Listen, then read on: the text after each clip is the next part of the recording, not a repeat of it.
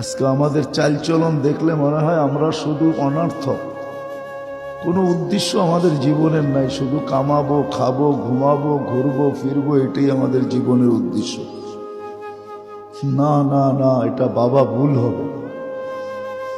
যে এটা ভাববে সে ভুল হবে, যে এই কথায় বিশ্বাসী হবে যে আমার জীবন আমি যেমন খুশি তেমন কাটাবো, যে এই কথায় বিশ্বাসী হবে সে ভুল করবে, এমন ভুল যেটা আর কোনোদিন শুধরানো সম্ভব হবে না।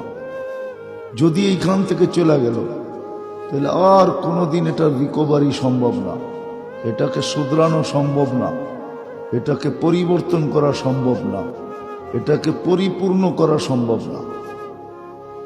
সুযোগ এইখানেই আছে। বিধায় আল্লাহ মানুষকে বুঝাইতে চাইতেছেন যে তুমি কিন্তু মরণশীল।